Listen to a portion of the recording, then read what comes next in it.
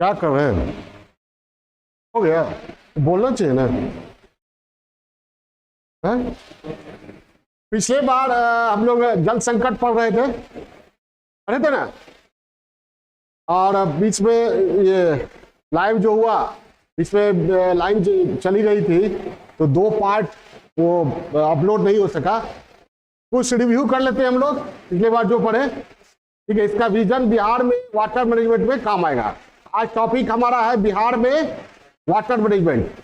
तो पिछला संडे जो हम लोगों ने पढ़ा उसको थोड़ा सा ये कर लेते हैं, रिव्यू कर लेते हैं। वाटर मैनेजमेंट मैंने पढ़ाया था ये वही वाटर क्राइसिस। ठीक है, इसी से जुड़ा शब्द और भी, water scarcity, water stress, water risk, water shortage वगैरह वगैरह, जल संकट, जलाभाव और जल तनाव, जल जोखिम वगैरह वगैरह। तो जल संकट है क्या? सिंपल है, जब किसी चीज की मांग अधिक हो, आपूर्ति कम हो जाए तो तनाव की स्थिति उत्पन्न होती है। और यह तनाव जल्दी इसका समाधान नहीं हो तो माना जाता है स्कार्सिटी। ठीक है, और ज्यादा देर हो तो क्राइसिस हो गया। क्लियर है? तो जल संकट क्या है? मांग के अनुरूप आपूर्ति कम होना। किसकी मांग? जल की मांग। और जल तो बहुत उपलब्ध है हमारी धरती पर, लेकिन अधिकांश समुद्र में है। ठीक है, उपयोग योग्य या पीने योग्य कितना पानी है?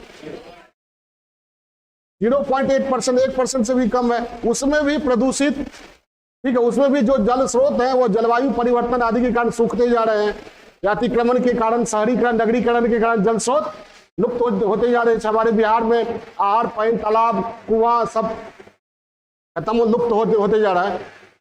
तो जल बहुत है लेकिन उपयोग योग्य जल की उपलब्धता का अभाव क्या कहलाता है?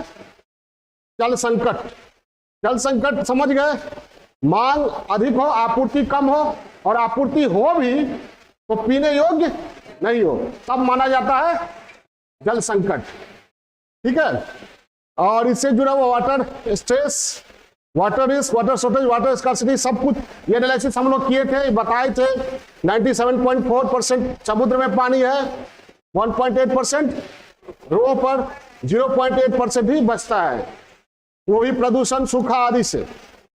यूएन की रिपोर्ट जो है 2022 की मैंने बताया था, वो जल संकट की भविष्यवाणी की गई है। जल संकट पर ये आगाह किया गया है दुनिया को, और कहा गया है कि अगला युद्ध जो है वो तेल के लिए नहीं होगा, वो किसके लिए होगा? जल के लिए। भारत के संबंध में हम लोग बात किए थे, आबादी दुनिया की कितनी है? भारत में दुनिया की कितनी है? 17, जबकि ताजा जल दुनिया का कितना? 4%, यानी बहुत ये है, संतुलन नहीं है। ठीक है, और सबसे अधिक भूजल दोहन पूरी दुनिया में करने वाला कौन है? भारत। इसके बाद दूसरे और तीसरे नंबर पर कौन है? चीन और यूएसए। और दोनों जितना करता है उससे ज्यादा हम लोग करते हैं। ठीक है, नीति आयोग की जो रिपोर्ट है, ये कंपोजिट वाटर मैनेजमेंट इंडेक्स 2018 में क्या कहा गया? 60 करोड़ लोग पानी की कमी से जूझ रहे हैं, 2 लाख लोग जल जनित रोग से प्रतिवर्ष मर रहे हैं। ठीक है, आजादी के 75 साल के बाद हम लोग आजादी का अमृत महोत्सव मना रहे हैं, लेकिन 75% घरों में पीने का पानी नहीं है, यानी बाहर से लाना पड़ता है। 2030 तक हमारी मांग पानी की जो है हमारे यहाँ वह दोगुनी होने वाली है, और यही हाल रहा तो जीडीपी में 6% तक की गिरावट आएगी। ये आप लोग पढ़ चुके थे। उसके बाद भारत में जल संकट है ना? अभी देखे ना, नीति आयोग की जो रिपोर्ट कहती है उसके अनुसार क्या? जल संकट है, दुनिया में भी है और भारत में भी है। हम अपने भारत की बात करते हैं, पूरी दुनिया में जल संकट के कारण कमोबेश एक ही जैसे होते हैं। ठीक है, अब विशेषकर भारत पर फोकस करते हैं। भारत में क्या है? कृषि प्रधान देश है हमारा। कृषि में जल का अधिकांश खर्च होता है। ठीक है, भूमिगत जल का दोहन अनियंत्रित तरीके से होता है, और हमारे यहाँ सिंचाई का जो परंपरागत साधन है उसमें पानी का अपव्यय बहुत होता है। परंपरागत साधनों में आधुनिक साधन क्या है? Drip irrigation, sprinkler irrigation, fertigation वगैरह वगैरह।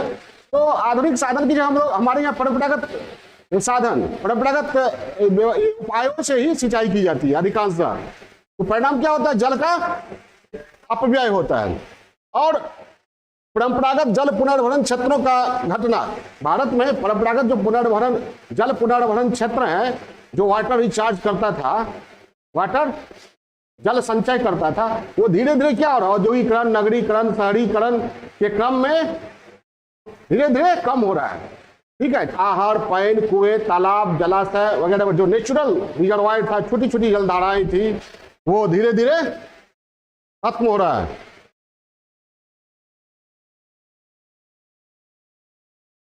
धीरे धीरे खत्म हो रहा है। इसकी अनदेखी एनकाउंटर कर सकते।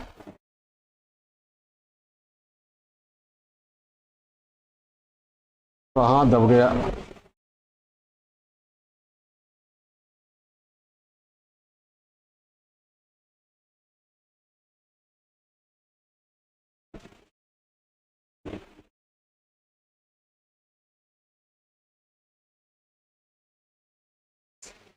ठीक है, तालाब, नदियों में रसायनों का बहाव निरंतर हो रहा है। नदियों के किनारे कई, कानपुर में ही कहा जाता है, गंगा नदी के आसपास 400 फैक्ट्री है चमड़े के, तो केमिकल्स कहाँ जाएगा?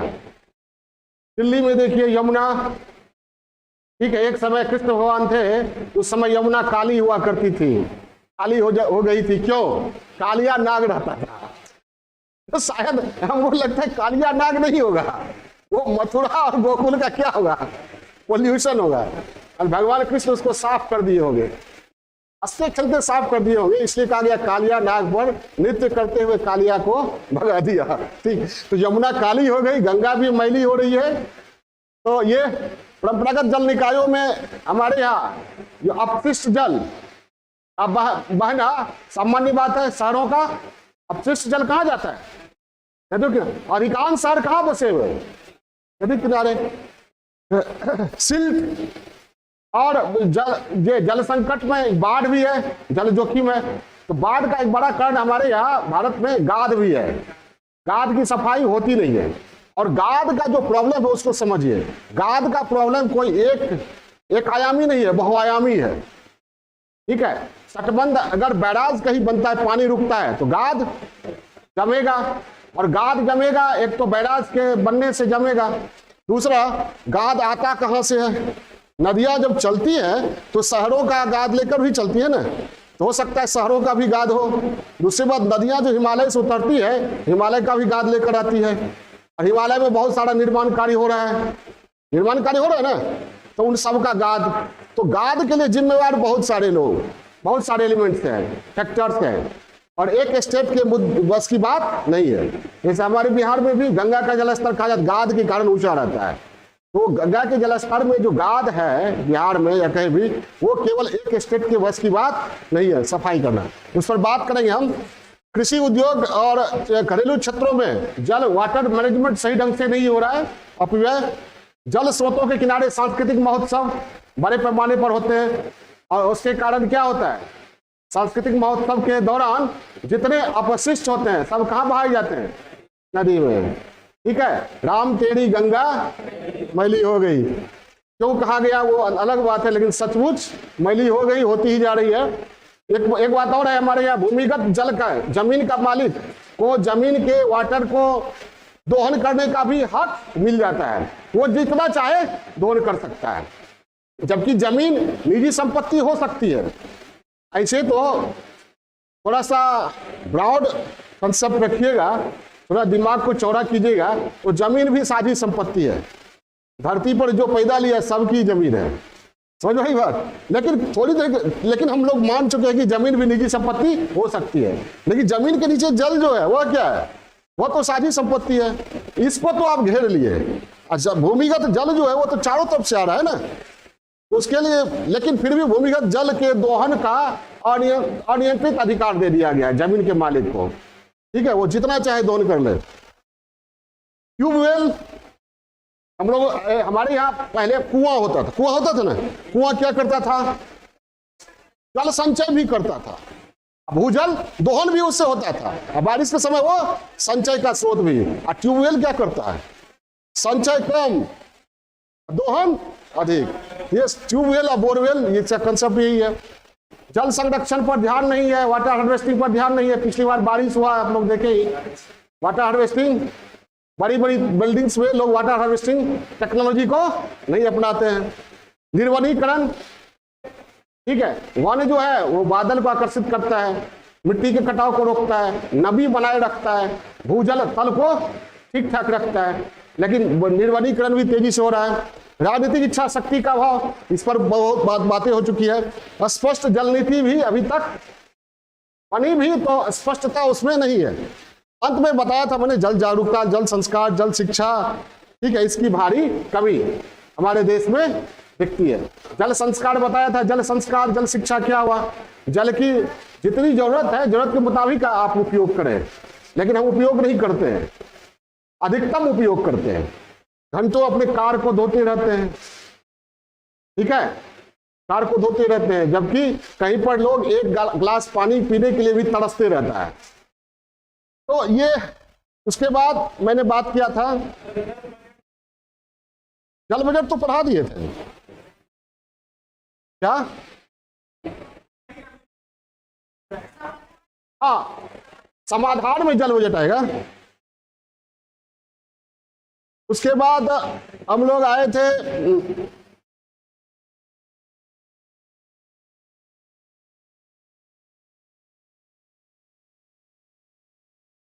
फिर वही आ गया।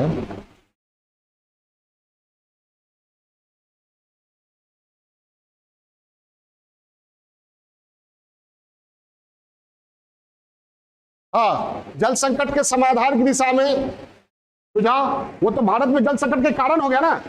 सुझाव क्या दीजिएगा? जाहिर है कृषि क्षेत्र में सबसे ज्यादा कंज्यूम कौन करता है? वहां अच्छा आधुनिकीकरण होना चाहिए सिंचाई व्यवस्थाओं का, परंपरागत जल निकायों का, जो वाटर रिजर्वायर था वो उसका क्या होना चाहिए? पुनरुद्धार, आहार, पाइन, कुएं, तालाब, जो प्राकृतिक जलाशय था उसका क्या होना चाहिए? पुनरुद्धार होना चाहिए। अगर उसका अतिक्रमण हुआ है तो अतिक्रमण हटाया जाए। बिहार में भी देखिएगा कई जगहों पर आहार पाइन पर बन गया है रोड, ठीक है, स्कूल खुल गया, हॉस्पिटल्स खुल गया है, कोई ध्यान देने वाला नहीं है। और रूफ वाटर हार्वेस्टिंग अनिवार्य कर दिया जाए। रूफ वाटर हार्वेस्टिंग हो रहे हैं ना, ठीक है, घरों में भी ये हो, roof water harvesting. Water free male urinal flush बताए थे, इससे एक बार में 6 लीटर की बचत होगी। जल रिसाव को रोकने का प्रयास, जहां जहां जल रिसाव हो रहा है उसको रोकने का प्रयास। डिसैलिनेशन, खारे जल को पेयजल योग्य बनाना। वृक्षारोपण, recycling, treatment, solar pond, EDR बता चुके थे। नील हरित इंफ्रास्ट्रक्चर कानून बनाकर और प्रचार प्रसार के द्वारा लोगों में जागरूकता लाई जाए। Law user charges, user charges क्या? पानी का जो दोहन करते हैं एक सीमा तक के बाद अगर दोहन होता है तो उस पर टैक्स, कम से कम यूजर चार्जेज, वाटर टैक्स या यूजर चार्जेज लगाया जाए। यूजर चार्जेज होता है नो प्रॉफिट नो कंसेप्ट। और निजीकरण पर रोक, क्योंकि निजीकरण अगर किया जाता है तो निजी क्षेत्र की रुचि किसमें होती है? अधिक से अधिक दोहन में, ठीक है। नेशनल वाटर ग्रिड, आरओ में बदलाव, रेवेन्यू रिवर्स ऑस्मोसिस टेक्नोलॉजी जो है वह बहुत हद तक 1 लीटर पानी देने के लिए कितना लीटर? 3 लीटर बर्बाद करती है, तो बहुत बर्बादी होती है। उस प्रणाली में बदलाव, या तो आरओ को बंद ही कर दिया जाए। भ्रष्टाचार और जल नीति बनाई जाए स्पष्ट। और एक जल बजट, क्या? हाँ, जल बजट की दिशा में केरल ने पहल किया है। कौन, किसने पहल किया है?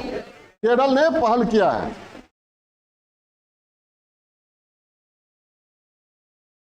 जल बजट केरल ने पहल किया है, सभी राज्यों को इसको अपनाना चाहिए।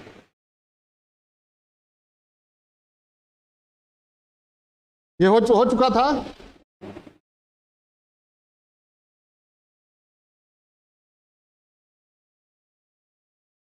और हुआ था ना, सेव नहीं हुआ था क्या? भारत में जल प्रबंधन पर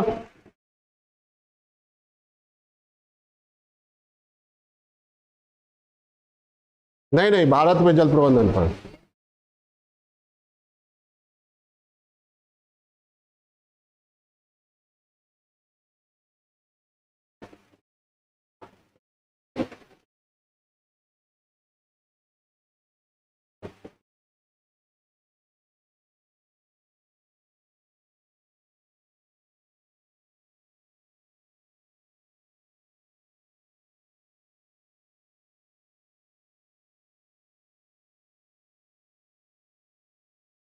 लगता है सेव नहीं हुआ।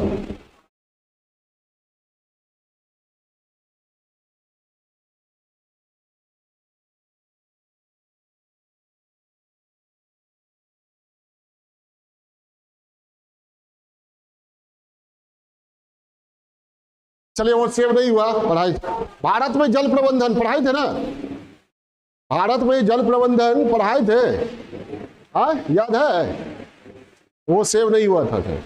चलिए, बिहार में जल प्रबंधन,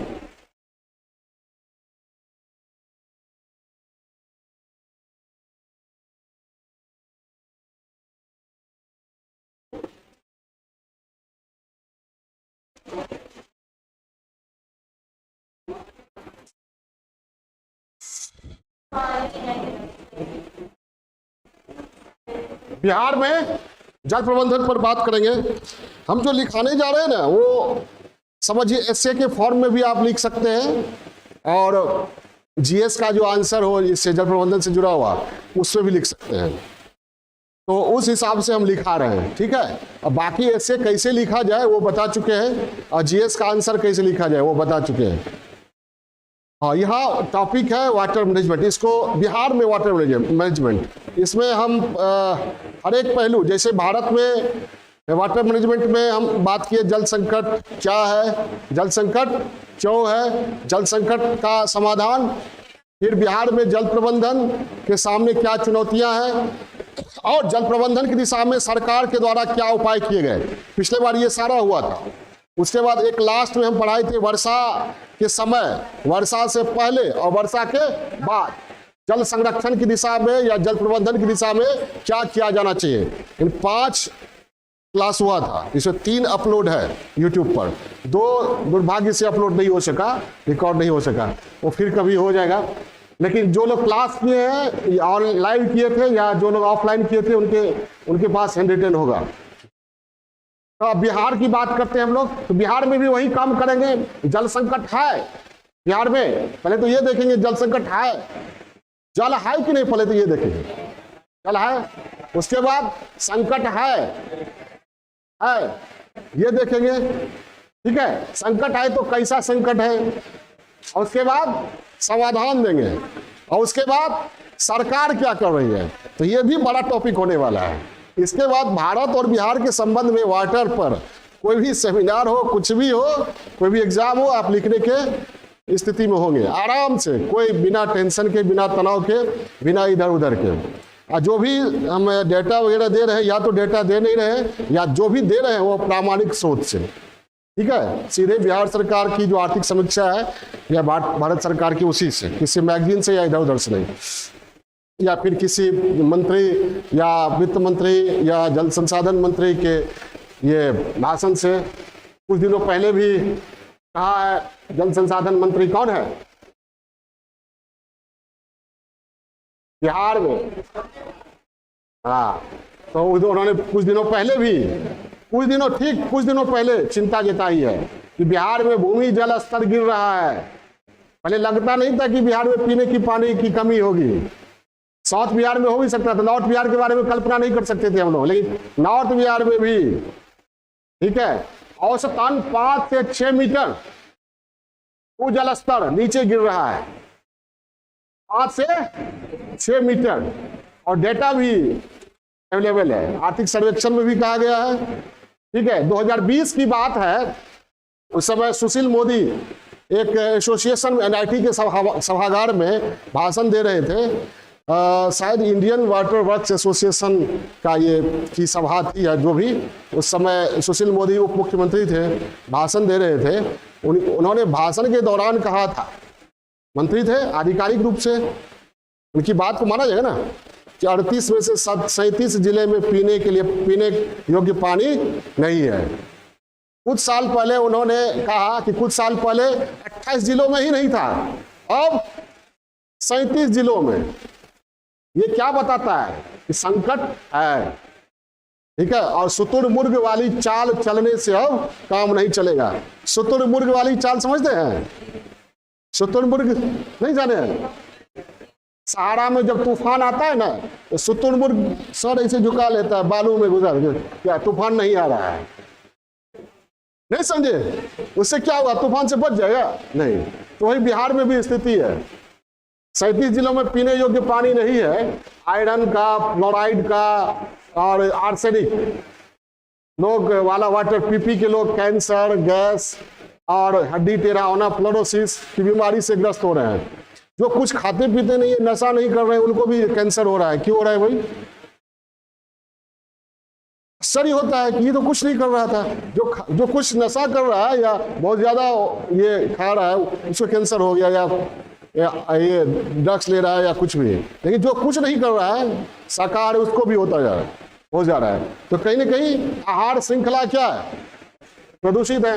दिक्कत यह है कि आर्सेनिक वाले क्षेत्र में अगर गेहूं उपज रहा है तो गेहूं वो खाते हैं आप, उससे भी कैंसर की घटनाएं घट रही है। समझ भाई बात? तो बिहार में ये स्थिति है, स्थिति इतनी गंभीर है। लेकिन इशू, मुद्दा है,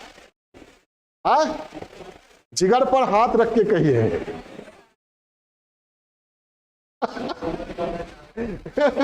एक कवि है, उनको वे कहते हैं, जब 100 में 70 आदमी नासाद है, रखकर जिगर पर हाथ कहिए क्या देश आजाद है। तो जब 38 में 37 जिले क्या है, पीने योग्य पानी नहीं है, अब क्या होना चाहिए? मुद्दा बनना चाहिए ना, बड़ा मुद्दा, लोगों में जागरूकता। ठीक है, तो चलिए मुद्दा बने न बने, हम अपने क्लास में मुद्दा बनाए हुए हैं, हम लोग बात करते हैं। ठीक है, पहले कुछ लिखते हैं, जल जीवन का अनिवार्य तत्व है। ठीक है, शुरुआती पैरा में कुछ लिखिए, उसके बाद मुद्दे पर आएंगे। जल जीवन का अनिवार्य तत्व है कि नहीं? धरती पर चारों ओर पानी है और शरीर में पानी है कि नहीं? चारों ओर पानी है, शरीर में पानी है, फिर भी हम लोग पानी खरीद कर पीने के लिए विवश है, और फिर भी पानी के लिए युद्ध होने वाला है। इसके बिना जीवन की और जीवन में विकास की कल्पना ही नहीं की जा सकती।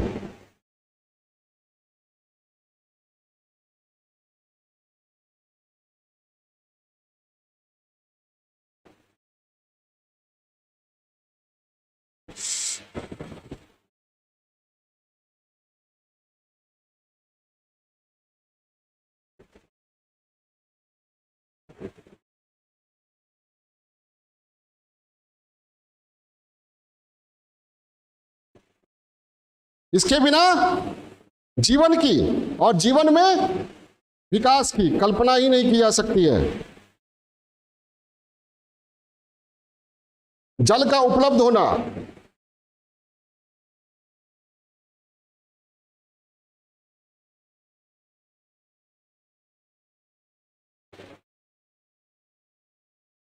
प्रचुर मात्रा में उपलब्ध होना,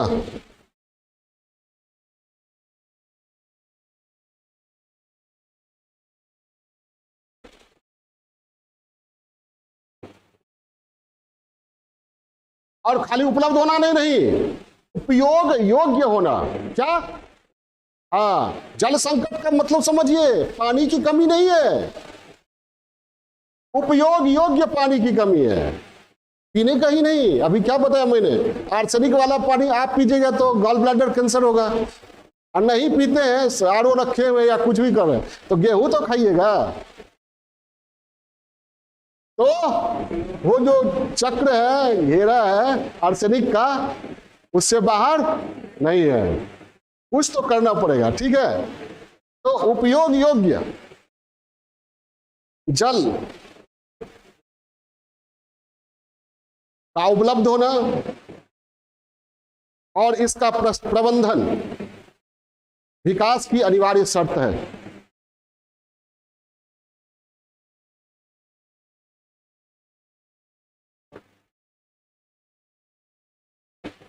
विकास की अनिवार्य शर्त है।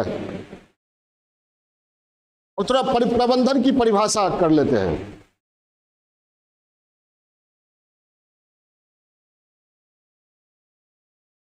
प्रबंधन हम किसी चीज का क्यों करते हैं? अपनी जरूरतों की पूर्ति के लिए। और जिस चीज का प्रबंधन कर रहे हैं, जिस संसाधन का, उस संसाधन से अपनी जरूरत की पूर्ति करेंगे।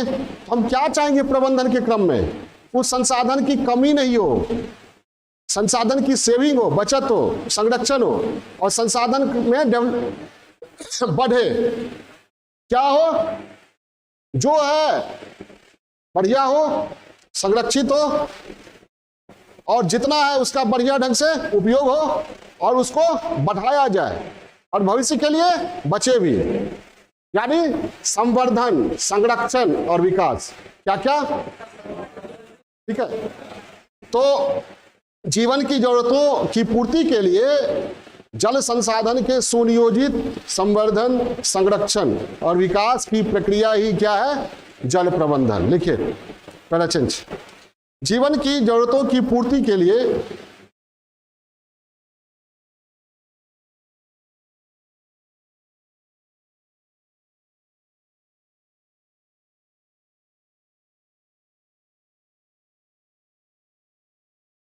जल संसाधन के सुनियोजित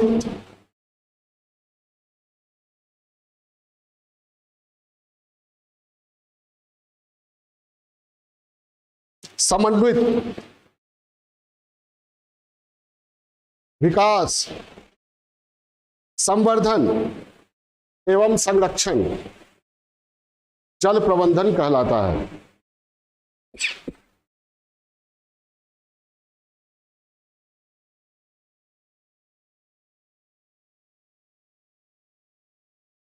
जल प्रबंधन कहलाता है।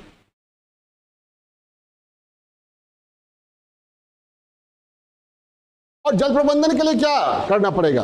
वाटर मैनेजमेंट के लिए क्या करना पड़ेगा? स्पष्ट नीति बनानी पड़ेगी। क्या? स्पष्ट नीति, योजनाएं बनानी पड़ेगी, योजनाएं बनाना पड़ेगा, और तब जाके विकास, वितरण और इष्टतम उपयोग। इष्टतम उपयोग समझ गए ना?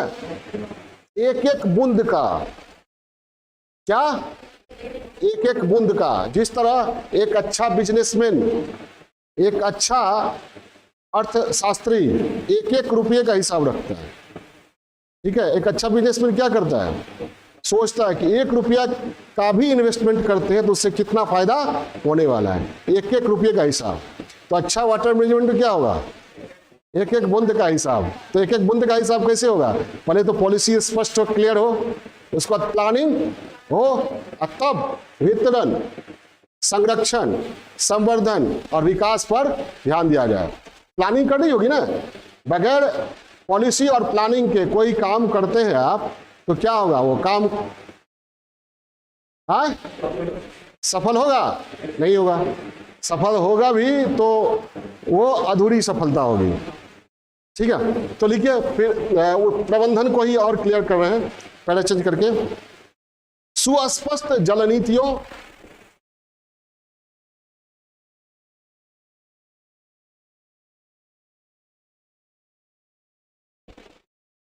और नियमों के तहत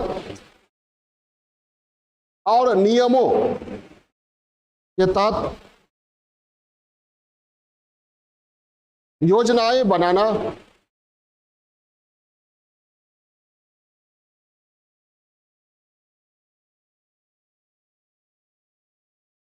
विकास, वितरण और जल संसाधनों का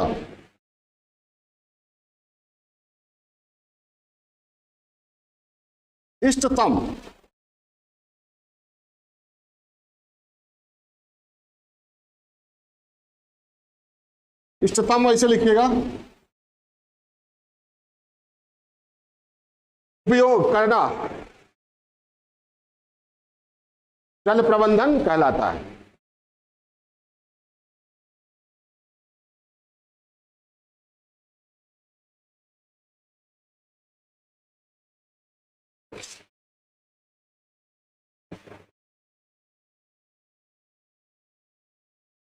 ठीक है।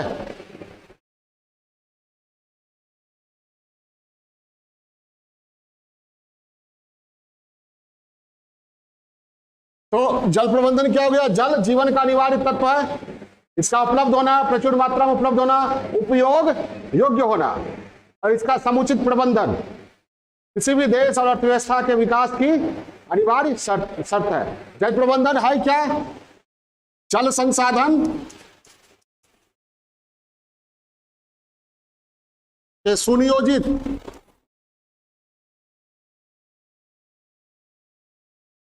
संवर्धन, संरक्षण को जल प्रबंधन कहेंगे।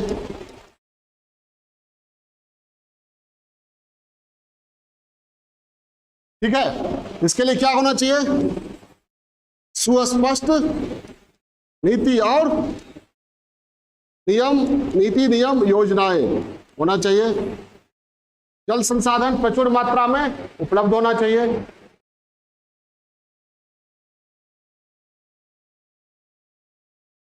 हम बिहार में देखते हैं, पहले तो जल का आकलन करेंगे, बिहार में जल संसाधन, उसके बाद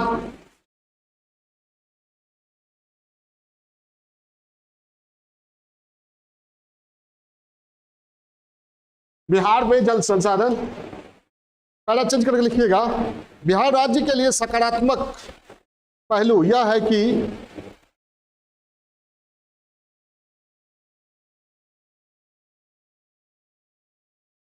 यहां जल संसाधन प्रचुर मात्रा में उपलब्ध है।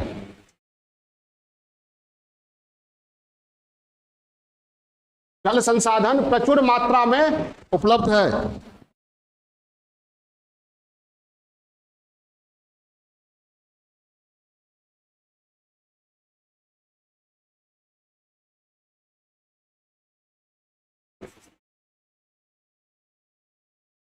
जल संसाधन के दो स्रोत हैं।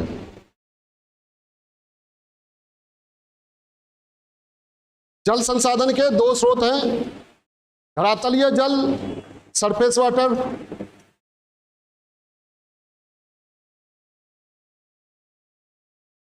और भूमिगत जल या भूगर्भीय जल। भूमिगत जल,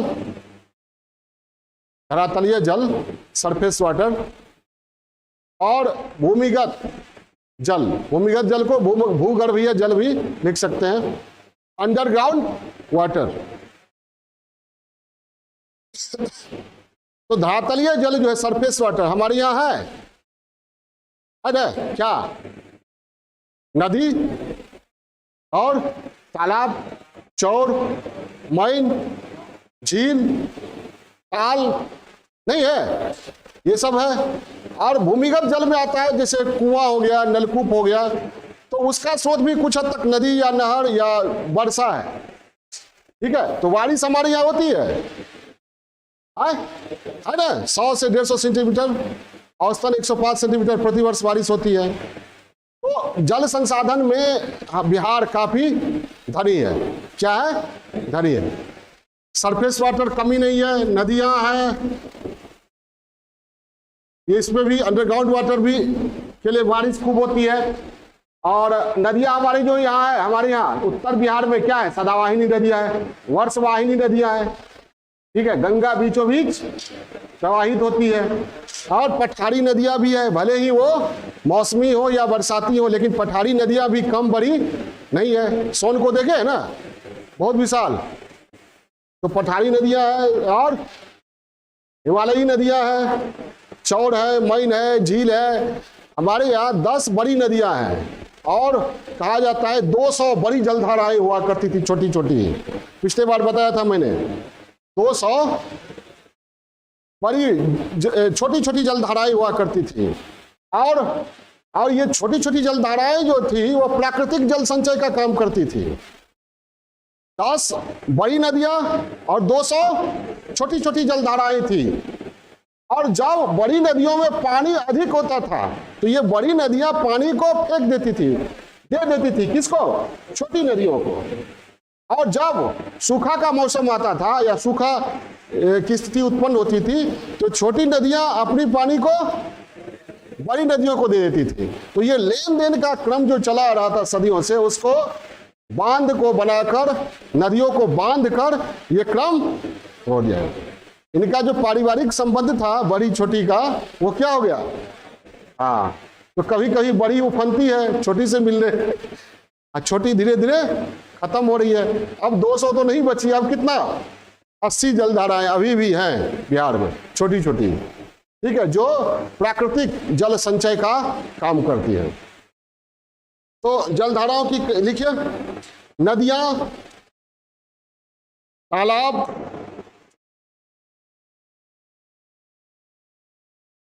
नदियां, तालाब, छोटी छोटी जलधाराएं, नहर, जलाशय, चौड़, मान, झील, धरातलीय जल स्रोत हैं।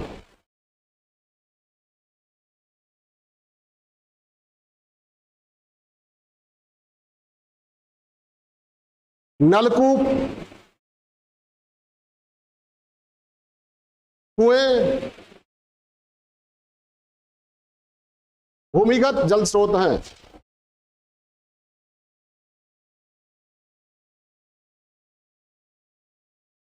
कुएं भूमिगत जल स्रोत हैं।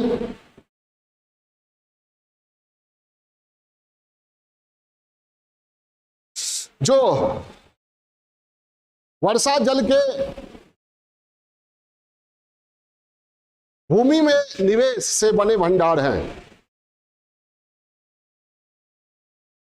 भूमि में निवेश यानी जमीन में जाने से बने भंडार हैं। घरेलू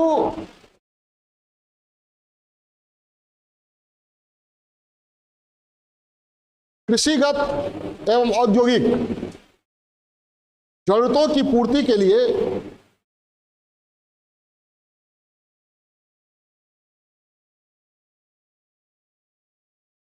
और औद्योगिक जरूरतों की पूर्ति के लिए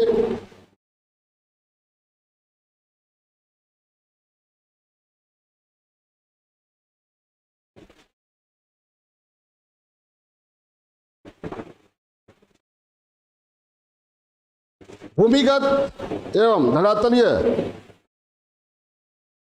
दोनों तरह के जल स्रोतों का उपयोग होता है।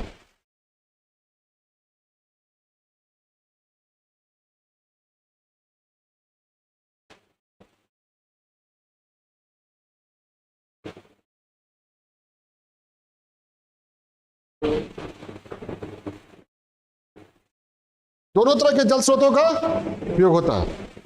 इसमें जैसे घरेलू है, घरेलू और ये औद्योगिक, इससे भूमिगत जल स्रोत का ज्यादा उपयोग होगा। समझ आई बात? घरेलू एवं औद्योगिक जरूरतों की पूर्ति के लिए ज्यादा कौन सा जल स्रोत? भूमिगत। घर में नदी थोड़ी, नदी से पानी आएगा, नदी यहां तक आएगी आपको पानी देने?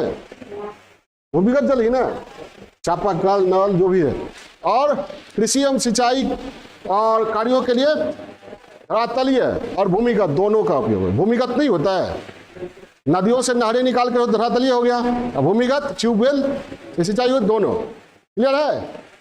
लिख ही लीजिए। घरेलू एवं औद्योगिक जरूरतों की पूर्ति के लिए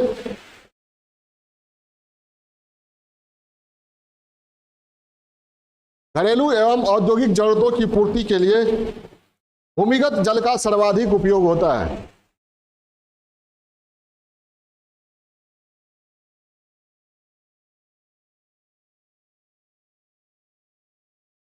जबकि कृषि एवं सिंचाई कार्यों में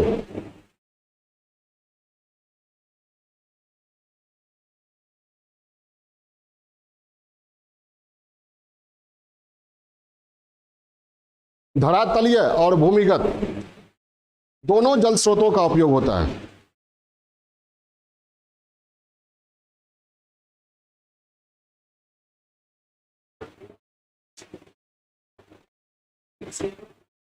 सिंचाई कार्यों में धरातलीय एवं भूमिगत दोनों तरह के जल स्रोतों का उपयोग होता है।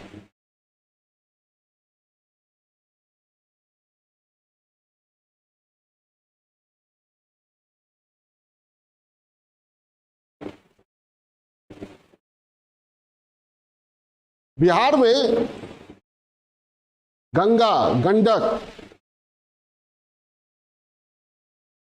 कोसी,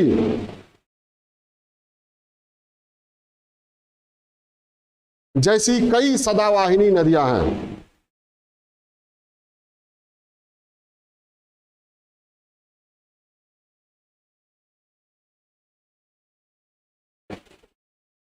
कौमा, चौड़, मन, झील, छोटी छोटी जलधाराएं,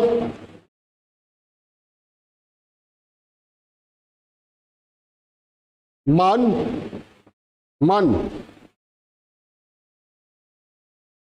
मन या माइन भी लिखा जाता है, या कहीं कहीं मोइन। झील, छोटी छोटी जलधाराएं, तालाब पर्याप्त संख्या एवं पर्याप्त क्षेत्रफल में मौजूद हैं।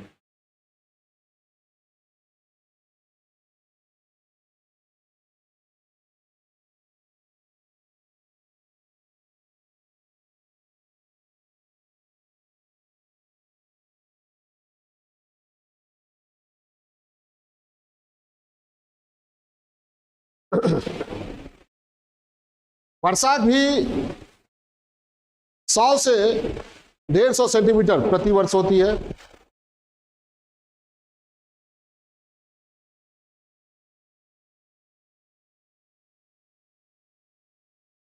एक अनुमान के मुताबिक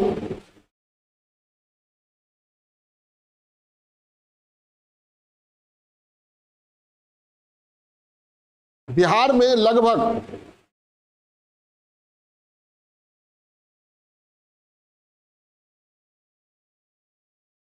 3.38 करोड़ हेक्टोमीटर जल भंडार मौजूद है।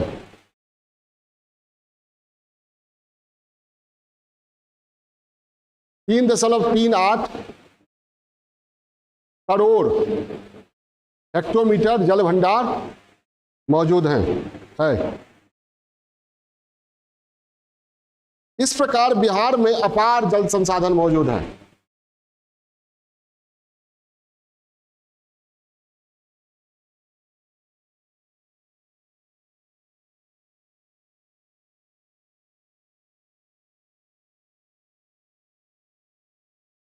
अपार जल संसाधन मौजूद है, फिर भी युक्ति युक्त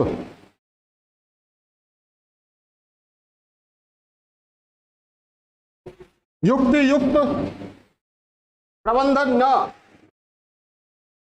होने के कारण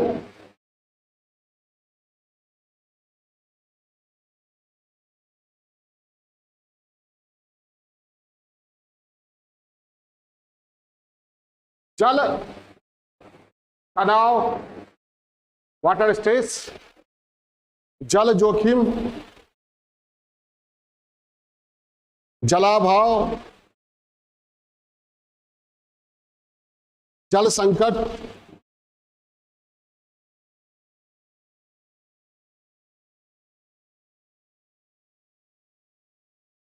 जैसी स्थितियां उत्पन्न होने लगी हैं।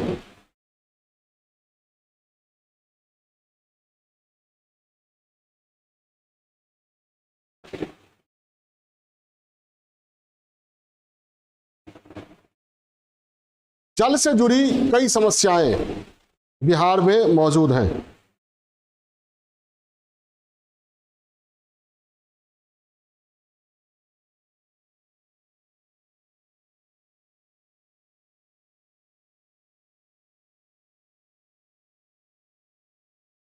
जो निम्न रूपेण है।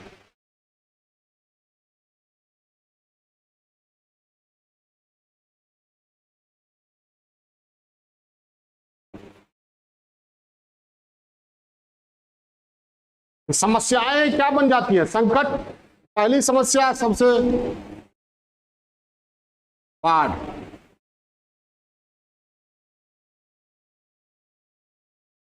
हर घर गंगा जल योजना जानते हैं क्या है?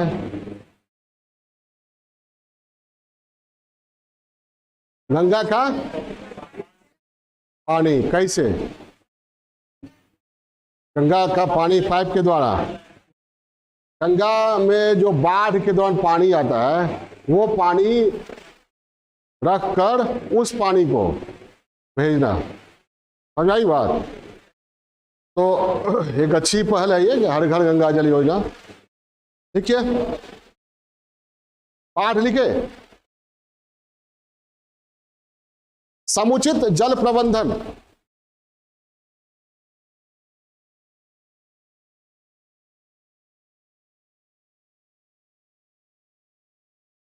ना होने से लगभग प्रतिवर्ष बिहार में बाढ़ की स्थिति उत्पन्न होती है।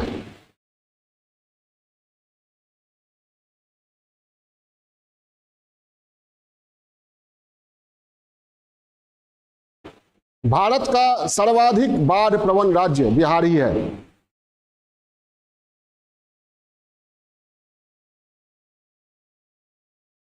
भारत का सर्वाधिक बाढ़ प्रवण राज्य बिहार ही है।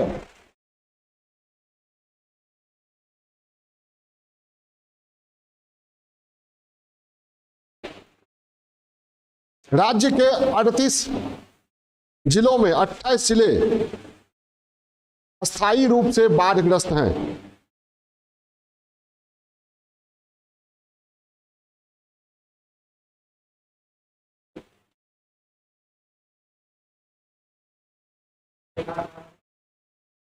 अट्ठाईस जिले अस्थायी रूप से बाढ़ग्रस्त हैं। 1952 में 25 लाख हेक्टेयर क्षेत्र बाढ़ प्रभावित था। याद है, पढ़ाए थे बाढ़ में 1952 में 25 लाख हेक्टेयर बाढ़ प्रभावित था बिहार का इलाका। अब कितना हो गया है? 68.8 लाख। यानी बाढ़ समस्या है बिहार के लिए। न केवल समस्या है बल्कि निरंतर बढ़ने वाली समस्या है। ठीक है, अब 68.8 लाख हेक्टेयर क्षेत्र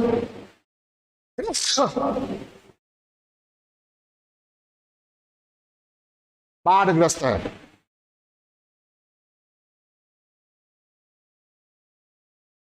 राज्य की 76% आबादी हर साल बाढ़ की विभीषिका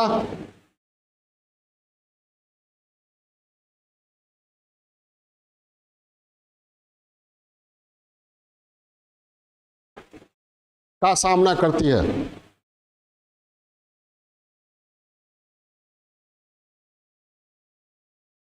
ये एक बाढ़ हो गया। दूसरा सूखा।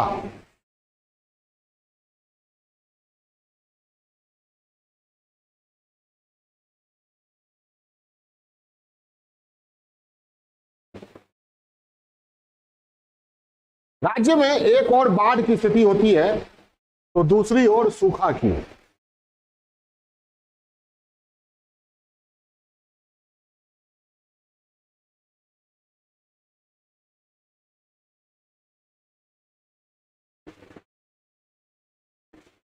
राज्य में गंगा का दक्षिणी मैदान प्रायः सूखाग्रस्त रहता है।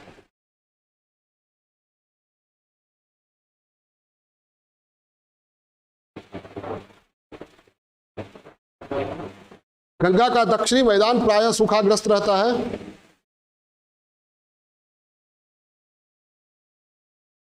मानसूनी वर्षा की अनिश्चितता के कारण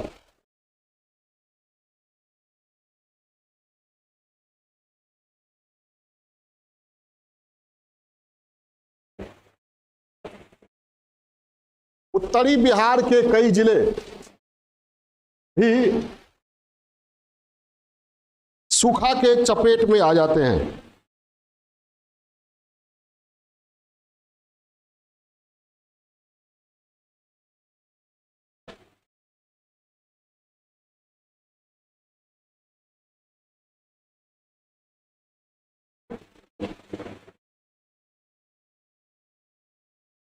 राज्य का लगभग 20% क्षेत्र सूखाग्रस्त है।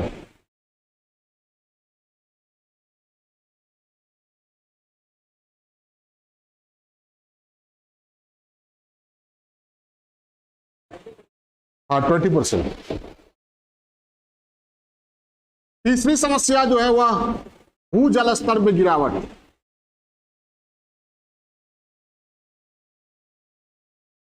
एक बात बताइए, भूजल स्तर 3 मीटर से 10 मीटर हो गया, भूमिगत जल स्तर। तो भूमिगत जल घटा कि बढ़ा? घटा ना, 3 मीटर था अब नीचे चला गया, का मतलब क्या हुआ? घटा। तो जल स्तर बढ़ना या ये गिरना, गिरना का मतलब क्या हुआ? आंकड़ा बढ़ेगा, 3 से हो जाएगा 5, 5 से हो जाएगा 10। क्लियर है? तो बिहार में भू जल स्तर में कुछ हाल के वर्षों में तेजी से गिरावट देखी जा रही है। चिंता की बात यह है कि उत्तर बिहार के कई जिलों में भी, जहां लोग अनुमान नहीं करते थे कि चापाकल सूखेगा, वहां भी सूखने लगा। ठीक है, ये चिंता की बात। लोग केवल जमीन खरीद के और बसने की फिराक में है। ये पटना के आसपास सब जगह क्या छोटी छोटी टाउनशिप डेवलप हो रही है, और लेकिन वाटर कंजर्वेशन पर कोई ध्यान नहीं है। ठीक है, एक नालंदा यूनिवर्सिटी है, वो आपको बताएंगे। नालंदा यूनिवर्सिटी में प्रेजेंट में लगभग 4,500 लोग हैं, 1,000 छात्र और शिक्षक हैं और बाकी काम करने वाले, लेकिन एक बूंद भी भूमिगत जल का उपयोग यूनिवर्सिटी नहीं करता है। एक बूंद भी भूमिगत जल का उपयोग नहीं करता। समझ आई बात? वह जल संचय करता है, सैकड़ों एकड़ तालाब बना रखा है, उसी से सब कुछ करता है, पौधा के सिंचाई भी करता है, और वो बड़े रीयूज करता है। जैसे आप हाथ धोए तो पानी बर्बाद नहीं, वो पानी फ्लश में चला गया। समझ आई बात? जैसे घरेलू पानी है चला गया बागवानी में, इसे एक बूंद पानी भी यूज नहीं कर रहा है एनओयू। तो वो बताएंगे जो जल संरक्षण पर आएंगे। अभी तो संकट समझ रहे हैं, संकट है। तो भूजल स्तर में गिरावट, ठीक है, जो हम लोग सोच नहीं सकते थे वो भी हो रहा है। प्रदेश में सरकारी आंकड़ों के, ये सरकारी आंकड़ा है लघु जल संसाधन विभाग का, ठीक है, कुछ ही दिनों पहले ये आंकड़ा आया। सरकारी आंकड़ों के अनुसार प्रदेश में भूजल स्तर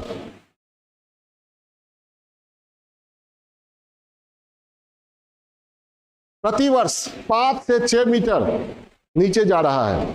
समझते हैं? 5-6 मीटर मतलब बहुत ज्यादा हुआ ना, बहुत ज्यादा हो गया ना, 5 से 6 मीटर नीचे।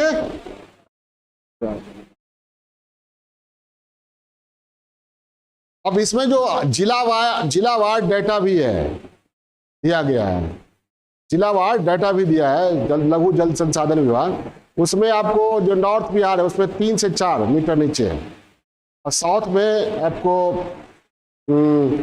ये 5, 6, 7, 8, 9, 10 तक है। तो 9, 3, 12 भागा 2 कर दीजिए, कितना हो गया?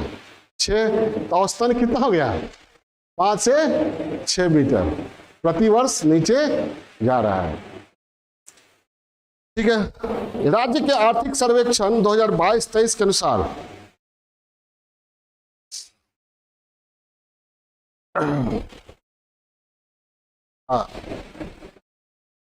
2022-23 के अनुसार लगभग सभी जिलों में भूजल स्तर में गिरावट देखी जा रही है।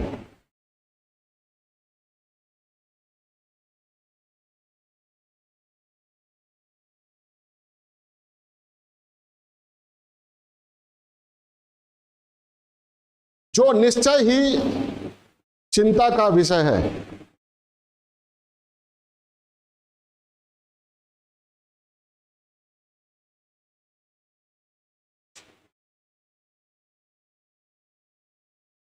ठीक है, क्यों चिंता का विषय है?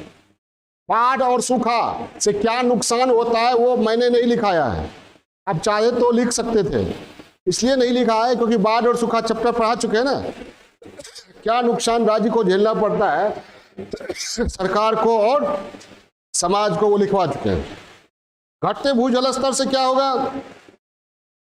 पारिस्थितिकी और संतुलन होगा। आए जल पर केवल हम ही लोग निर्भर नहीं है ना, तमाम जीव है, पौधे हैं, निर्भर है। तो घटता भूजल स्तर क्या करेगा? न केवल ताजे जल की कमी लाएगा बल्कि पारिस्थितिकीय और संतुलन की स्थिति उत्पन्न होगी। और बिहार में मानव गतिविधियां से भूजल स्तर तो नीचे जा ही रहा है और जलवायु परिवर्तन भी की समस्या भी इसके लिए जिम्मेवार है। ठीक है, और भूजल स्तर नीचे जाएगा तो परंपरागत जल स्रोत जो हैं वो धीरे धीरे सूखते चले जाएंगे। कुआं में कहां से पानी आएगा? देखिए,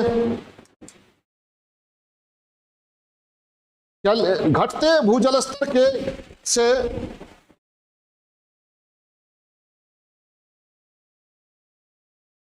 घटते भूजल स्तर से ताजे जल संसाधन की कमी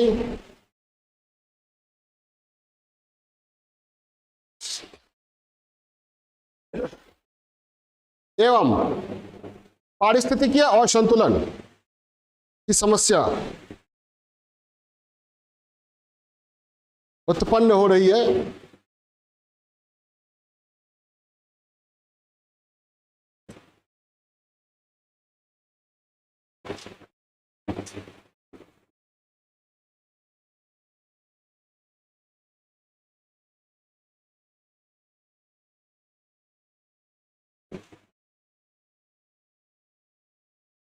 मानव गतिविधियों के अलावा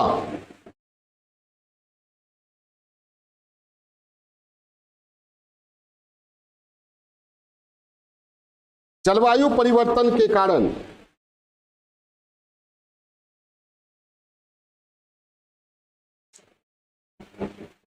वर्षा में उतार चढ़ाव भी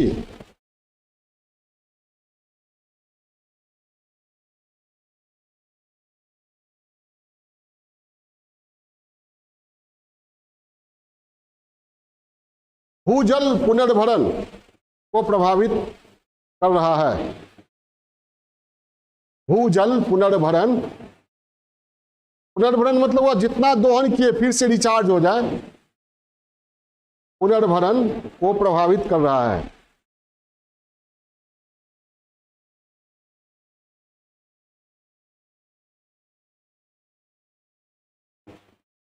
सस्टेनेबल डेवलपमेंट का कंसेप्ट क्या है कि प्रकृति का दोहन उस सीमा तक किया जाए जिस सीमा तक प्रकृति का पुनर्भरण हो सके। जैसे जल का दोहन उस सीमा तक किया जाए जिस सीमा तक जल का रिचार्ज फिर से हो सके, तो हमेशा उपलब्धता बनी रहेगी। लेकिन पुनर्भरण की बजाय केवल दोहन पर हम ध्यान देते हैं तो क्या होगा? धीरे धीरे जल स्तर कम होता जाएगा, जलाभाव की स्थिति होगी और कई शहर जीरो ग्राउंड वाटर, क्या अपना जल होगा ही नहीं, बाहर से मंगाना पड़ेगा। समझ आई बात? कई शहरों में अपना पानी है ही नहीं, दूसरे स्टेट से पानी लाना पड़ता है। दिल्ली में सुने हैं ना, अपना पानी पीता है दिल्ली, हाँ बराबर सुनते होगे ना। ठीक है, चलिए उसके बाद ये पेयजल संकट,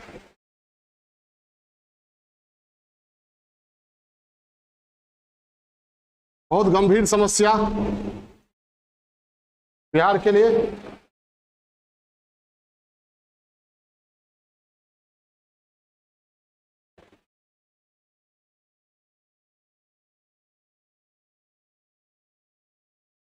बिहार के 38 में से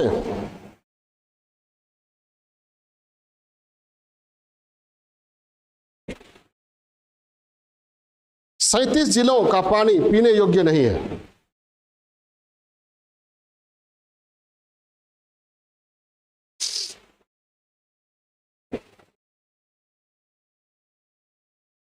पीने योग्य नहीं है।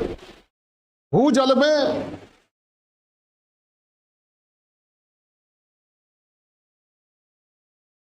आयरन, आयरन, आयरन समझ रहे हैं, और आर्सेनिक,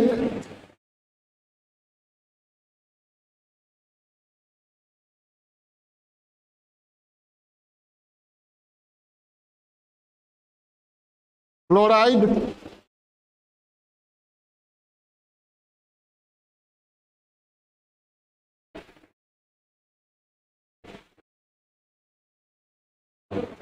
की पुष्टि की गई है।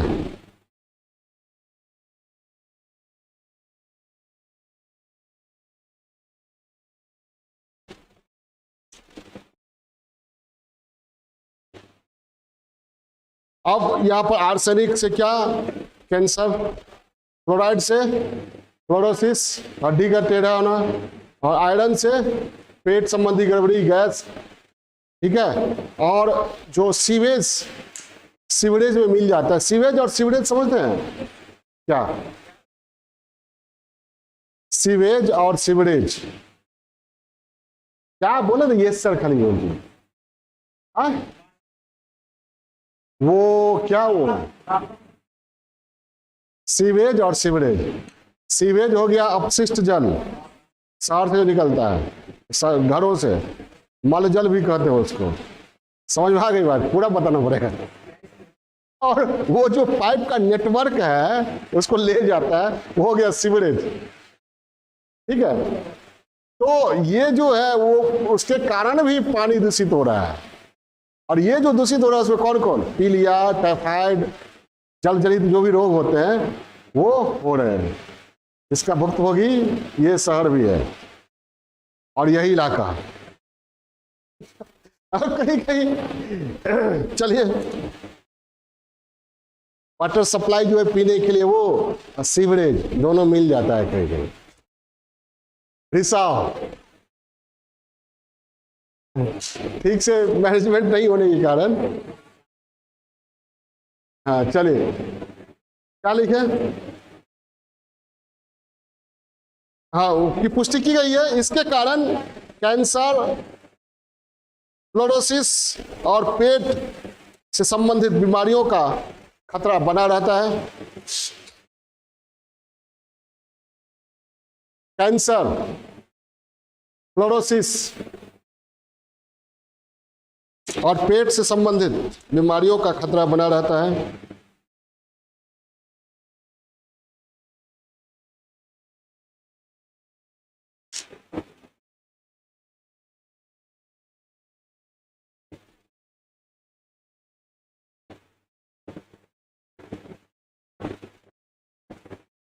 नदियों में शहरों के अपशिष्ट जल के बहाव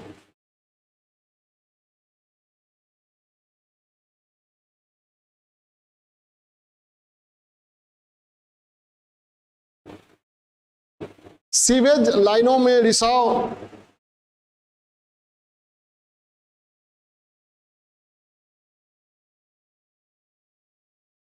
से भी पेयजल, भूजल प्रदूषित होते हैं। भूजल, पेयजल प्रदूषित होते हैं।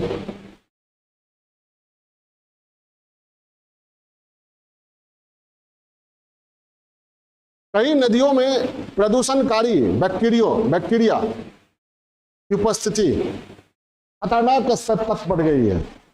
कई नदियों में प्रदूषणकारी बैक्टीरिया की उपस्थिति खतरनाक स्तर तक बढ़ चुकी है।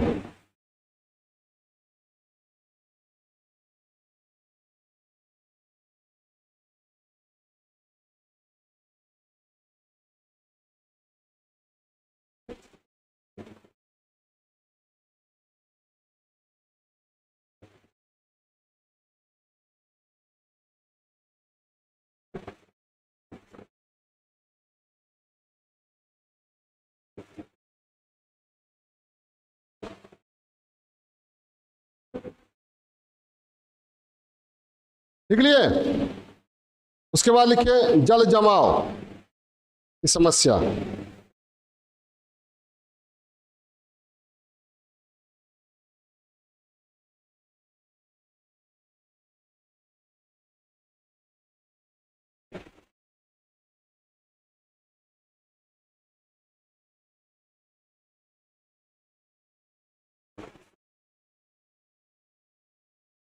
जल जमाव की समस्या,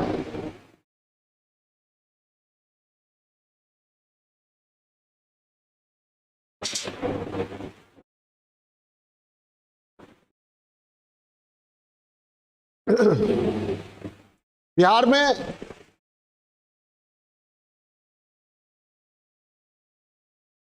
कोसी गंडक जैसी परियोजनाओं के कमान क्षेत्र समझ रहे ना, परियोजना से जहां तक सिंचाई हो रही है वो कमान एरिया हो गया उसका। समझ आई बात। कमान क्षेत्र में लाखों हेक्टेयर भूमि जल जमाव की शिकार है।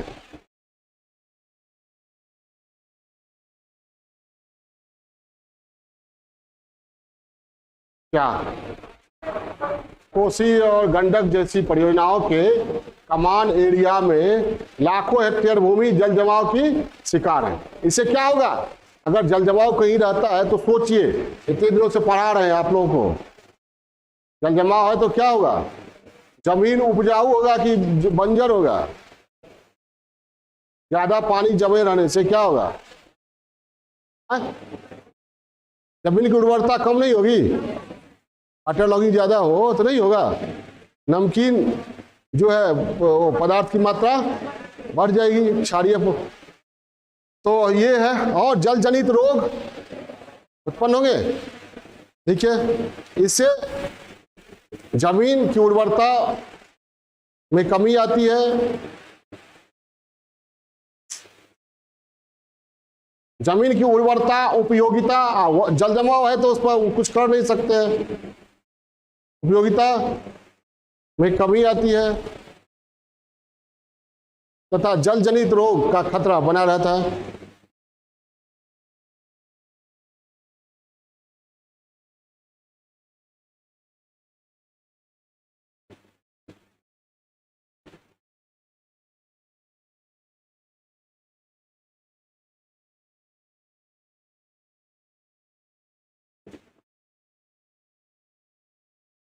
उसके बाद वेटलैंड, हमारे यहाँ वेटलैंड जिसको जल निमग्न क्षेत्र भी कहते हैं।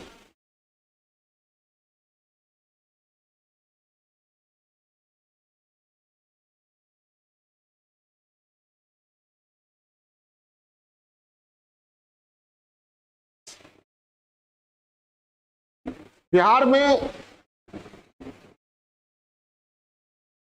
3 लाख हेक्टेयर से अधिक जल निमग्न क्षेत्र हैं। निमग्न वो चौर, मान, झील, ये सब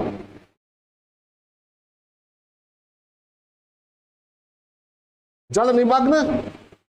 बिहार में 3 लाख हेक्टेयर से अधिक क्षेत्र जल निमग्न रूप में है।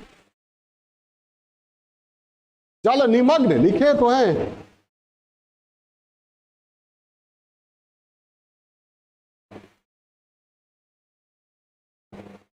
तालाब, चौड़, मन, झील जल निमग्न क्षेत्र हैं।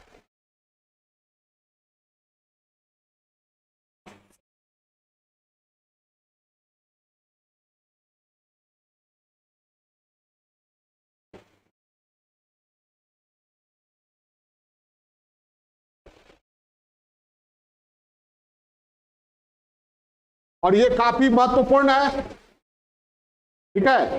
कुछ झील जो फेमस है, नाम सुने होंगे, कांवड़ झील, सिमड़ी झील, गोगा झील, कुशेश्वर पक्षी विहार, ठीक है। ये 4 बड़े झील हैं तो फेमस हैं।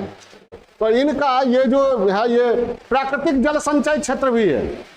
मखाना की, मत्स्य पालन की, जलकुंभी उत्पादन और बाढ़ नियंत्रण। बाढ़ का पानी रिजर्व कर लेगा तो आबादी और बस्ती जो है बाढ़ के पानी से बर्बाद होने से बचेगा या उसमें कमी आएगी।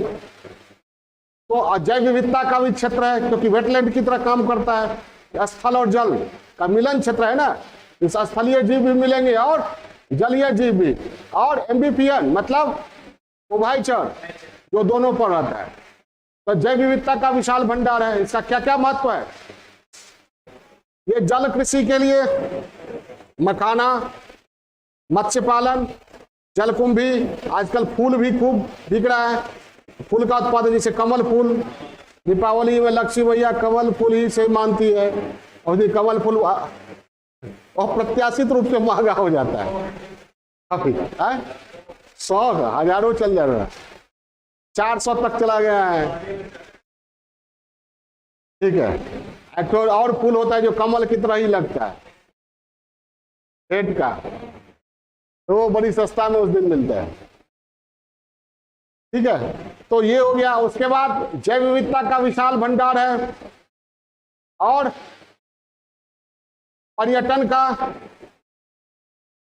रेवेन्यू का, पक्षी विहार है, आश्रय स्थल है, और अब यहां पर सोलर पैनल लगाकर सोलर एनर्जी के प्रोडक्शन की बात की जा रही है चौर क्षेत्र विकास योजना में। तो इसका ये है, बाढ़ नियंत्रण का भी क्षेत्र है, जल संचय का भी ये क्षेत्र है, तो इसका कई दृष्टिकोणों से महत्व है। कमी क्या है? इसके सही ढंग से प्रबंधन, इसका सही ढंग से प्रबंधन नहीं हो रहा है। तो जल निमग्न लिखे, क्या लिखे? 3 लाख हेक्टेयर से अधिक भूमि जल निमग्न क्षेत्र के रूप में, तालाब, चौर, मैन, झील, ये लिख लिए, जल निमग्न क्षेत्र है। इनका समुचित प्रबंधन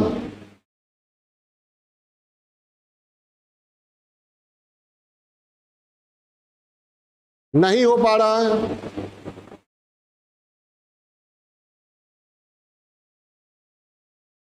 जहां पानी नहीं है वहां पर फ्रंट बना के, घाट बना के रिवर फ्रंट हो गया, डेवलप कर दिया गया, और यहाँ पर बिहार में पानी ही पानी है।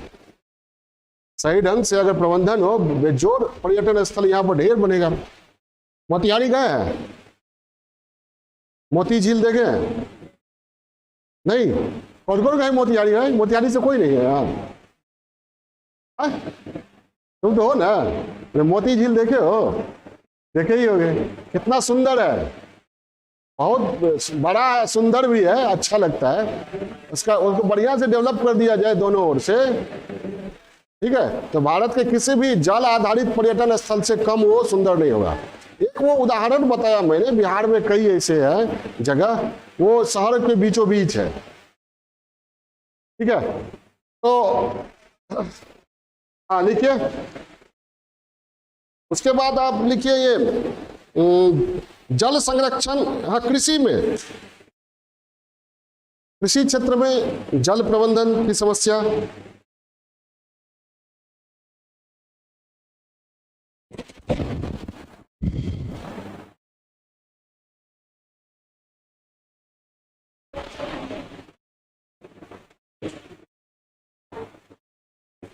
कृषि में जल प्रबंधन से जुड़ी समस्या।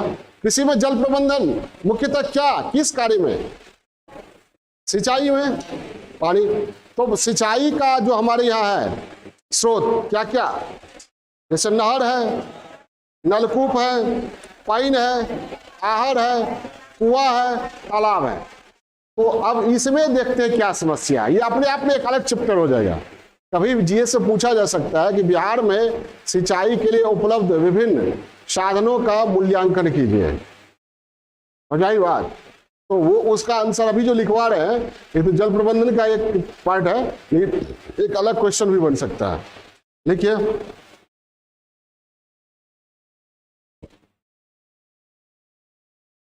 कृषि क्षेत्र, समुचित जल प्रबंधन के अभाव में कृषि क्षेत्र को एक साथ बाढ़ और सूखा दोनों ही समस्याओं से जूझना पड़ता है।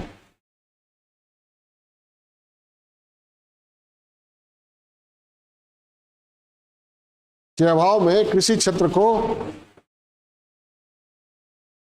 एक साथ, कोई खाते खाते उल्टी करता है, किसी को खाने के लिए नहीं है, यही ना, एक तरफ बाढ़ है, एक तरफ सूखा।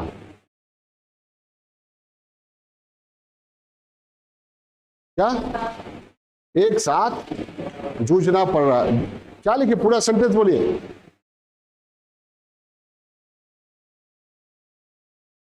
वो एक साथ बाढ़ और सूखा दोनों ही समस्याओं से जूझना पड़ता है।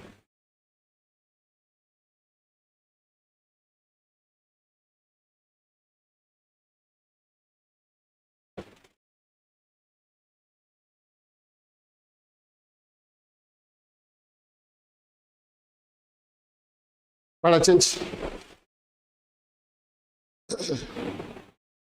बिहार के किसान अपनी अपनी स्थिति के अनुसार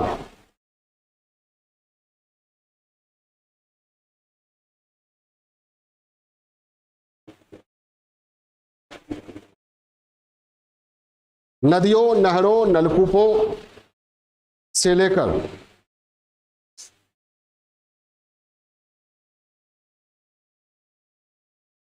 आहर, पाइन, तालाब,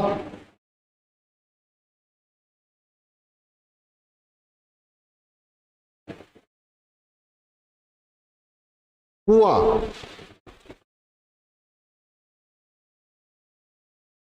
कुओं से परंपरागत विधियों से सिंचाई करते हैं।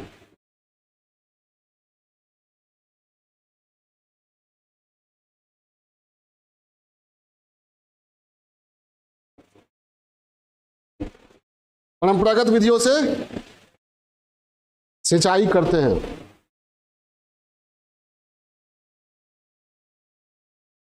अब हर एक नहर का पहले देखते हैं, फिर आहर, पाइन वगैरह वगैरह की क्या समस्या है हमारे यहाँ। नदियां, पहला चीज करें, नदियां सिंचाई की मूल स्रोत रही है।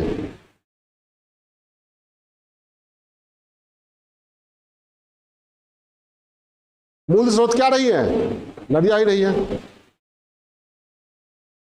ये नहरों के जल स्रोत भी हैं। कौन? नदियां।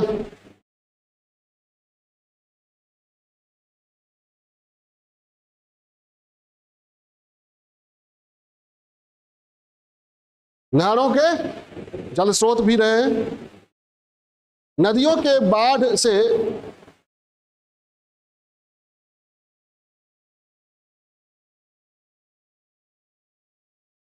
नहरों में जलाधिशेष की स्थिति उत्पन्न होती है।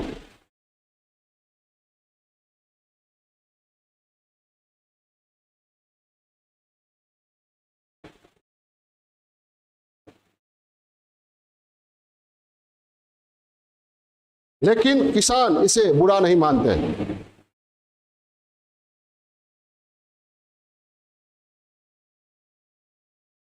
बुरा नहीं मानते।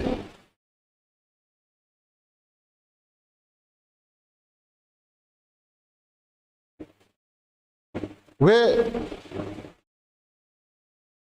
सुखाड़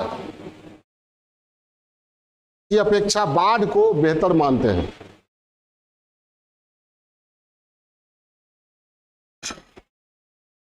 बाढ़ जो है मिट्टी का नवीनीकरण कर देता है।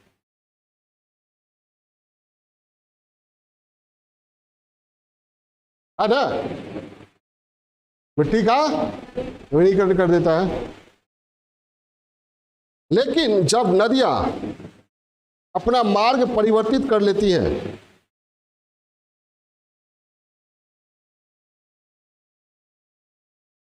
नदियां अपना मार्ग परिवर्तित, जैसे बिहार की नदियां खासकर कोसी, मार्ग परिवर्तन के लिए क्या है?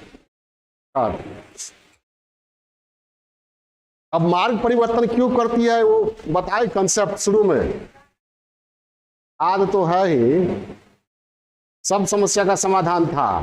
ये बड़ी बहनों और छोटी बहनों का मेल जोल जब तक ठीक ठाक था, तो नहीं समझे। अब तो तटबंध बांध दिया गया है, तो पानी बेचैन होगा निकलने के लिए। निकलने के लिए तो क्या करेगा? जो सदियों से बहती आ रही है, तो उसको तो पता होगा ना किधर से निकलना है। समझ में आई बात? पानी का फ्लो, पानी को, नदी को अपने आप में एक इंसान समझिए। जिस तरह इंसान को बांधिएगा तो बेचैन हो जाता है, और जितना देर बांधिएगा वो क्या होता है? और ज्यादा इसका बैलेंस बिगड़ेगा। नदी के साथ भी वही होता है, बांधने से बैलेंस नदियों का बिगड़ने लगा है। तो नदियां अपना भीषण रूप, कुशाब तटबंध का टूटना क्या था, वही था ना।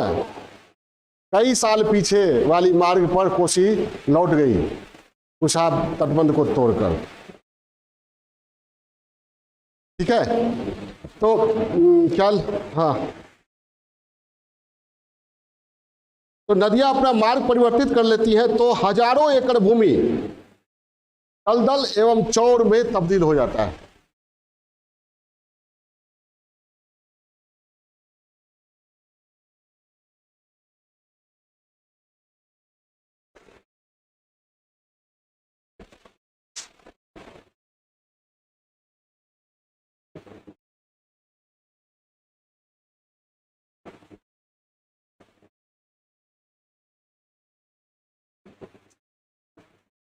चौड़ में तब्दील हो जाता है, और चौड़ में तब्दील हो गया तो दिक्कत होगा, नहरों, नहर प्रणाली वगैरह सब कुछ प्रभावित होगा।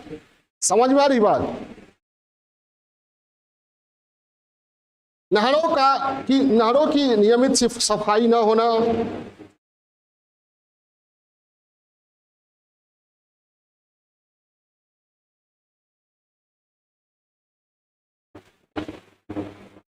नहर के किनारों पर लगे वृक्षों का अंधाधुंध कटाव,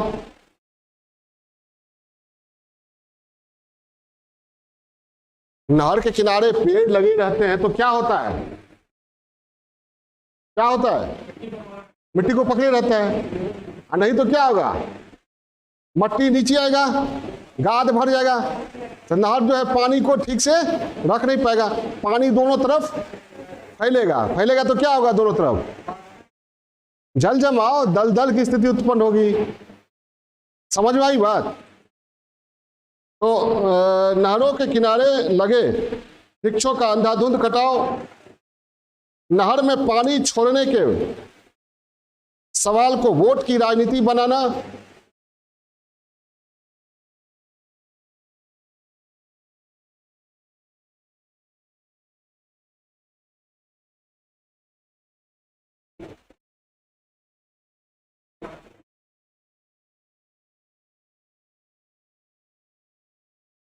नहरों में पानी छोड़ने के सवाल को वोट की राजनीति बनाना,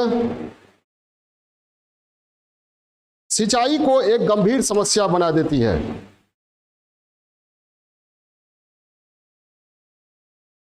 एक गंभीर समस्या बना देती है।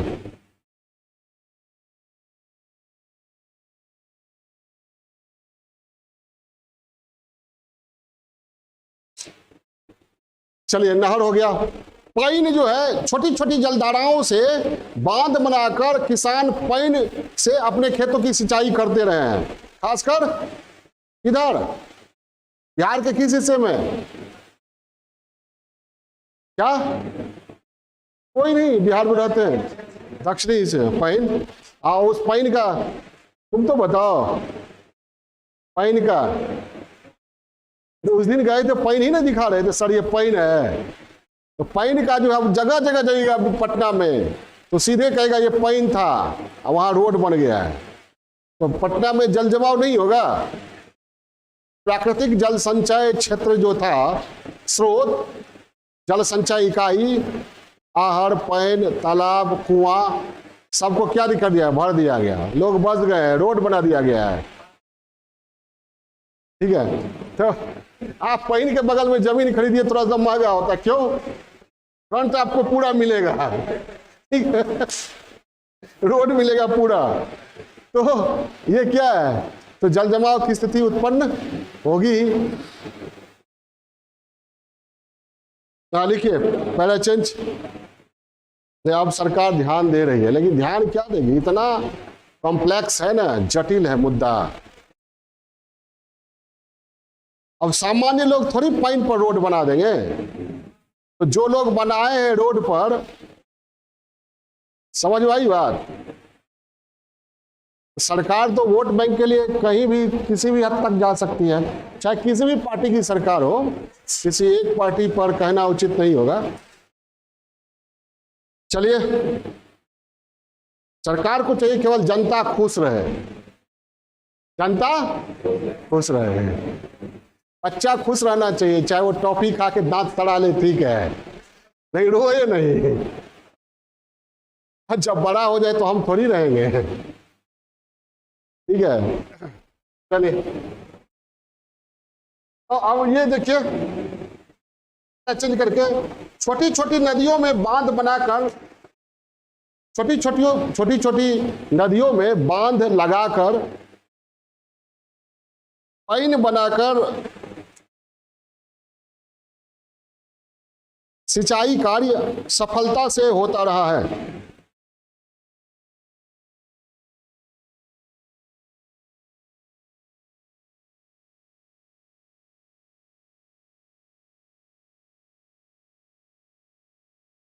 सिंचाई कार्य सफलता से होता रहा है। वर्तमान में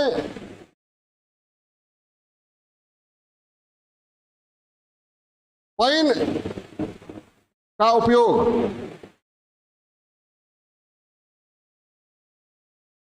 ग्रामीण सड़कों के रूप में होना आम बात है।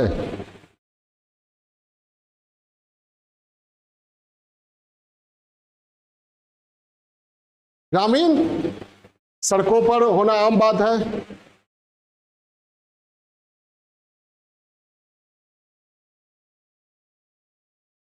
आहर और पाइन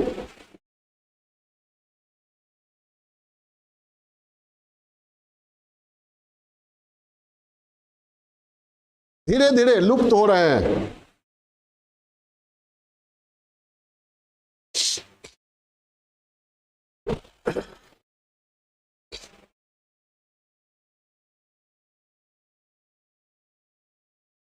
इनका उपयोग सड़क,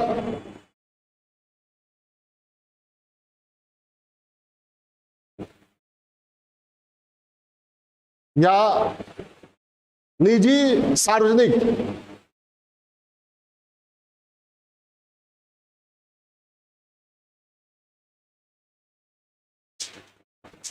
भवनों के रूप में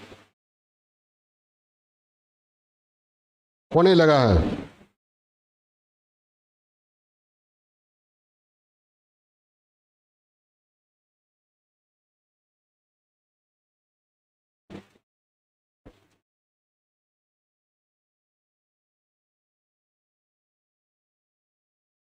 ठीक है। और सामुदायिक भावना के अभाव में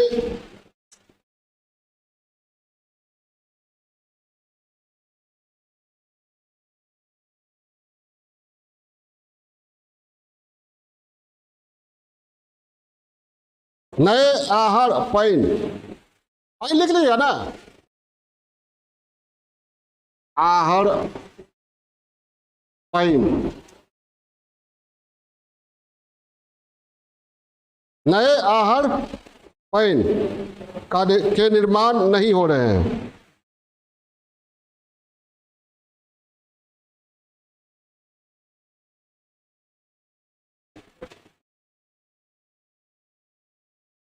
निर्माण नहीं हो रहे।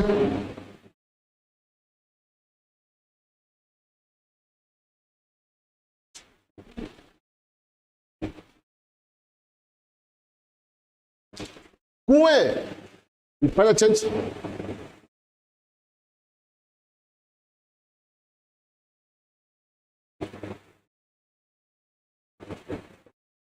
भी विलुप्त हो रहे हैं।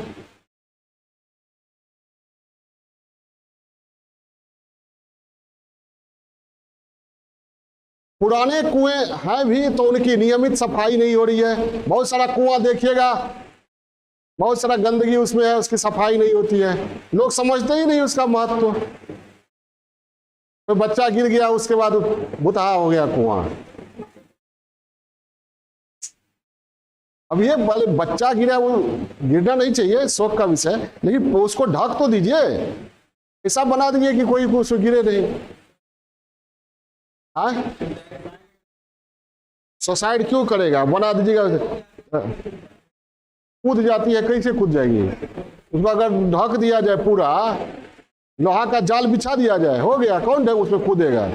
लोहा का जाल तोड़ के कूदेगा? नहीं है, बहुत जगहों पर कुआं के ऊपर लोहा का जाल बिछा दीजिए, काय कूदे? तो ये कुआं आज है, आज से कुआं बन रहा है। देखिए बताते हैं, ये कुआं जो है ना, इसकी बहुत महत्ता है। पहले शहर बसते थे कहाँ? नदियों के किनारे। जब मंडल कूपों का आविष्कार हुआ तभी शहर नदी से अलग भी बसना आरंभ हुआ। क्यों? शहर को तो पानी चाहिए ना, बिना पानी के आप कहाँ बस सकते हैं? तो कुआं ही देता था पानी। तो सुसाइड कब से हो रहा है? तभी से, सिंधु घाटी सभ्यता से हो रहा है। ठीक है, तो कुओं का आविष्कार या कुओं का निर्माण मानव सभ्यता के विकास में बहुत महत्व रखता है, शहरीकरण, नगरीकरण सभ्यता के आगे बढ़ने में। ठीक है, चलिए क्या लिखे? पुराने कुएं हैं भी तो उनकी नियमित सफाई नहीं हो रही है, और नए कुएं का निर्माण कम हो रहा है।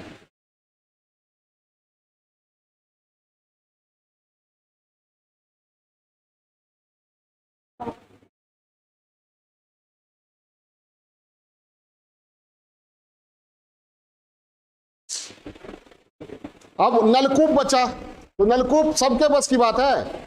जो बड़ा किसान है नलकूप से सिंचाई करता है, और छोटे छोटे किसान को से सौदेबाजी करता है, तुम्हारे खेत की सिंचाई कर देंगे, हमारे यहाँ काम करो, या और भी कुछ। ठीक है, शर्त रखता है। पहला चीज, नलकूपों का निर्माण महंगा और खर्चीला है।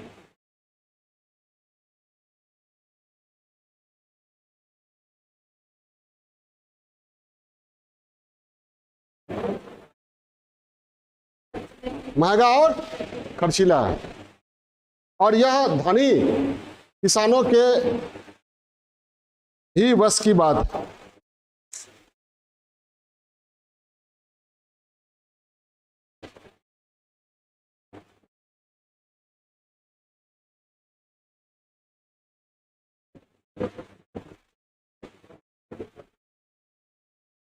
ठीक है, पहला चीज, हाँ, यही बस की बात है।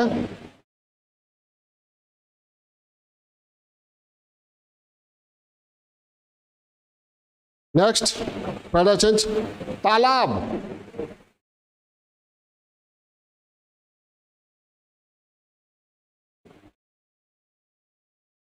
की भी नियमित सफाई नहीं होती है, तालाबों की भी नियमित सफाई नहीं होती है।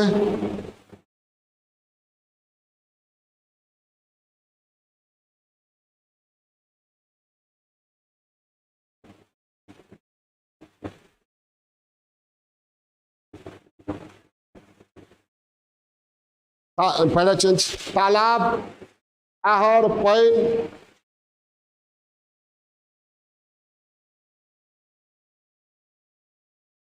ग्रामीण स्तर पर जल विवाद, भूमि विवाद के कारण भी बनते हैं।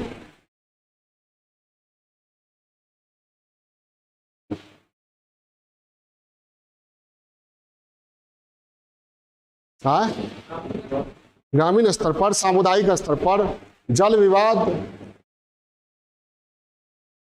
और भूमि विवाद के कारण भी बनते हैं।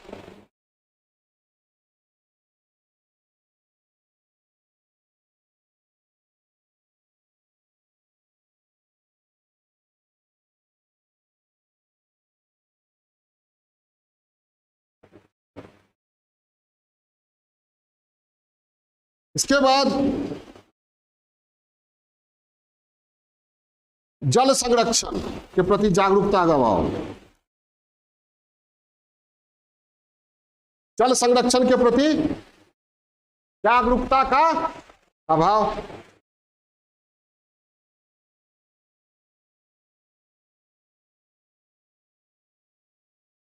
बिहार में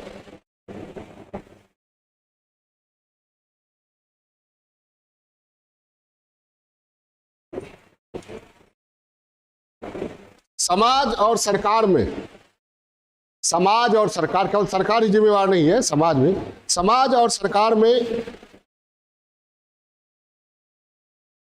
जल संरक्षण विधियों को अपनाने के प्रति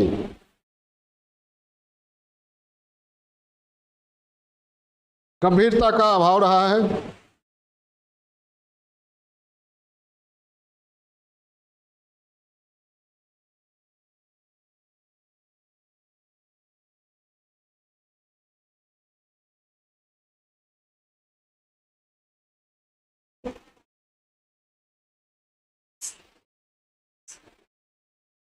नवा, वनावरण की कमी।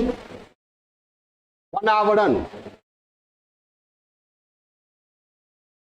जल संरक्षण में वन की भूमिका है, वनावरण की कमी।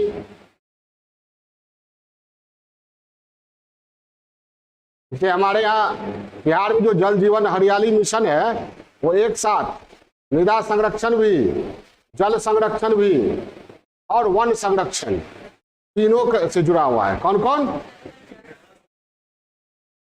ठीक है ना। वनावरण की कमी कितना परसेंट है बिहार में? लगभग है 6 to 7%। हाँ, लिखिए, बिहार में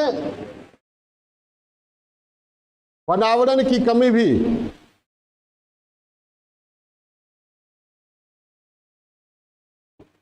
जल संकट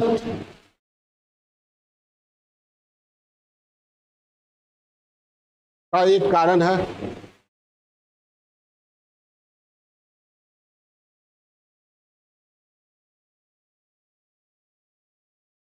दसवां, मृदाक्षरण। मृदाक्षरण, मृदाक्षरण, सॉइल इरोजन। मृदाक्षरण हो रहा है बिहार में, यह भी जल संरक्षण में बाधक है।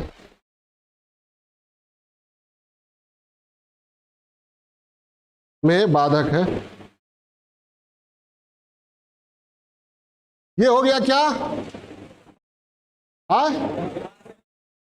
पहले तो हमने देखा कि जल संसाधन प्रचुर मात्रा में है, लेकिन उपयुक्त प्रबंधन नहीं हो रहा है। उसके बाद समस्याएं क्या क्या है प्रबंधन न होने के कारण, वो क्यों जल प्रबंधन जोड़ी है, समस्याएं है। अब हम सुझाव देंगे कि क्या क्या होना चाहिए, और तब बात करेंगे सरकारी पहल पर। ठीक है, ब्रेक के बाद।